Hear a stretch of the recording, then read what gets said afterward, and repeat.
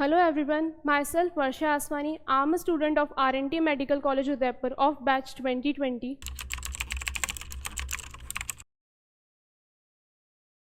As a medico I have mixed feelings like मुझे अच्छा भी लग रहा है कि मैं एक नोबल प्रोफेशन में एंटर करने जा रही हूँ, साथ ही साथ एक रिस्पॉन्सिबिलिटी वाली भी फीलिंग भी है कि अब लोगों की एक्सपेक्टेशंस मुझसे बढ़ गई हैं। आगे जाके मुझे पेशेंट्स को ट्रीट करना है तो मुझे कैसे करना है, लोगों को क्या क्या मुझसे एक्सपेक्टेशंस है, मुझे वो कंप्लीट करना है। So overall it's a mix feeling.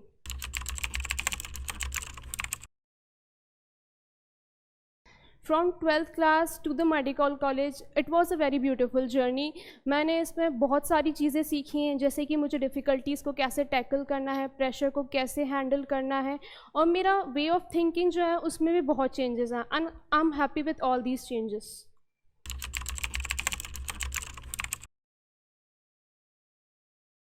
No, NEET exam is not a very tough exam. Actually NEET exam सिर्फ हमारी क्विक डिसीजन लेने की कैपेसिटी को और जो हमने थ्रू आउट द ईयर पढ़ा है उसे कंसाइज करके उस शॉर्ट ड्यूरेशन में अप्लाई करना और हम कैसे प्रेशर को टैकल करते हैं, सिर्फ ये चेक करता है। तो अगर हम पेपर लेवल की बात करें तो NEET is not a tough exam.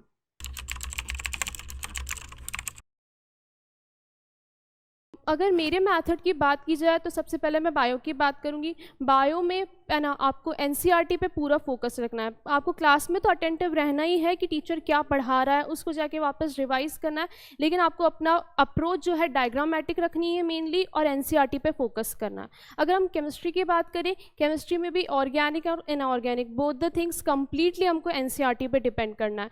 और जो फिजिकल केमिस्ट्री की बात करें तो क्लास में इतना सफिशिएंट पढ़ा दिया जाता है कि आपको इधर उधर कहीं एक्स्ट्रा या किसी एक्स्ट्रा बुक को करने की ज़रूरत नहीं है। बस जो क्लास में पढ़ाया गया है और एनसीईआरटी को ब्लाइंडली फॉलो करना। फिजिक्स में सेल्सियस इंस्टीट्यूट पे हमें काफ़ी सही मेथड बताया गया था।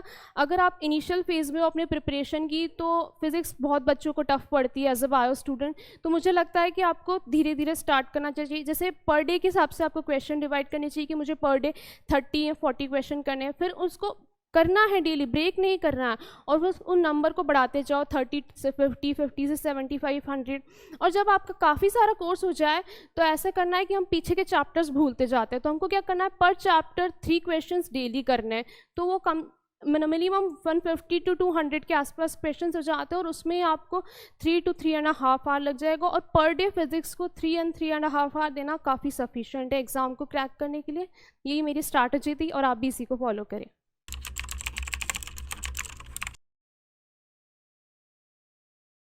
अगर हम सेल्सियस इंस्टीट्यूट की बात करें तो सबसे अच्छी चीज़ जो मुझे यहाँ की लगती है, मेंटरशिप कार्ड।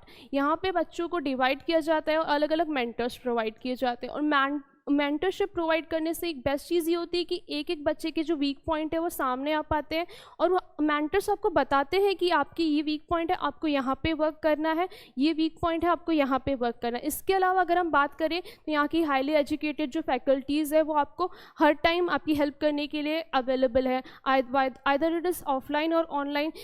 आप व्हाट्सएप के थ्रू भी उनसे क्वेश्चंस पूछते हो, वो आपको कभी मना नहीं करेंगे। उसके अलावा यहाँ की टेस्ट सीरीज़ और डाउट काउंटर की अगर हम बात करें तो वो भी काफ़ी सही है, और यहाँ के अदर ऑनलाइन प्लेटफॉर्म्स भी हैं जो आपको बहुत हेल्प करेंगे। तो यही जो सेल्सियस इंस्टीट्यूट है वो दूसरों से उसको अलग बनाता है।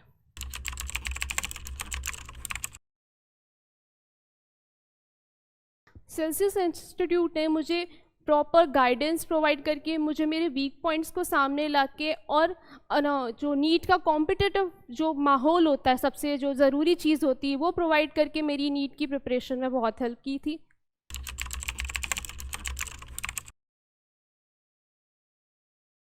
अकॉर्डिंग टू मी, अगर मेरे से पूछा जाए तो मुझे लगता है कि एक स्टूडेंट के और उसके सक्सेस में, यानी कि नीट के सिलेक्शन के बीच में जो सबसे मेन प्रॉब्लम होती है वो होता है उसका आलस। ना, ड्यूरिंग द प्रिपरेशन ऐसा बहुत बार होगा कि आपको पढ़ने की इच्छा नहीं होगी, या तो वो आलस के कारण होगा, या एग्ज़ाम में कम मार्क्स आए, कुछ भी ऐसा होगा। लेकिन मैं ऐसा बोलूँगी कि आप कंटिन्यूटी ब्रेक मत करना, भले थोड़ा थोड़ा पढ़ो डेली। अगर आप एक स्टेप भी दूसरों से आगे जाओगे तो वो एक एक स्टेप नीट तक ना इतना ज़्यादा हो जाता है कि वो आपको सक्सेस दिलाने के लिए, आपका सिलेक्शन इंश्योर करने के लिए सफिशिएंट होता है। तो मैं बस यही बोलूँगी, कंटिन्यूटी बिल्कुल भी ब्रेक मत करना, और अपने आप पे कॉन्फिडेंस रखो कि हाँ मैं कर सकता हूँ या मैं कर सकती हूँ। पैनिक होने की नीड नहीं है, बस कंटिन्यूटी रखो और आपका सिलेक्शन हो जाएगा। अगर मुझसे पूछा जाए कि मैंने अपनी फ़िज़िक्स कैसे इम्प्रूव की, तो साफ बात ये practice is the key of success. Starting में आप 50 क्वेश्चंस लीजिए या 25, जितना आपको ठीक लगता है, लेकिन जो आपने क्वेश्चन नंबर डिसाइड किया है उसको डेली कीजिए, छोड़िए मत, ब्रेक मत कीजिए, कंटिन्यूटी, और धीरे धीरे उस क्वेश्चंस के नंबर को बढ़ाइए, जैसे 25 to 50, देन 75, देन 100। और जब आपका कोर्स बहुत ज़्यादा हो चुका है, काफ़ी सारे चैप्टर कंप्लीट हो चुके हैं, तो मेन प्रॉब्लम यही रहती है कि हम भूलना स्टार्ट कर देते हैं, इवन दो कि हम फॉर्मूलाज भी भूल जाते हैं। फॉर्मूलाज तो टिप पे रखने ही रखने, उसके अलावा हमें डेली पर चैप्टर 3 क्वेश्चन करने हैं। 3 क्वेश्चन अगर हम सारे चैप्टर्स से करेंगे तो भी 150 के आसपास क्वेश्चन हो जाते हैं, और उसमें भी हमें 2 to 2.5 आवर लग जाता है। और एक दिन में फिजिक्स को इतना देना सिलेक्शन सिक्योर करने के लिए मोर देन सफिशिएंट होता है। तो यही एक बेस्ट मेथड होता है फिजिक्स को इम्प्रूव करने के लिए।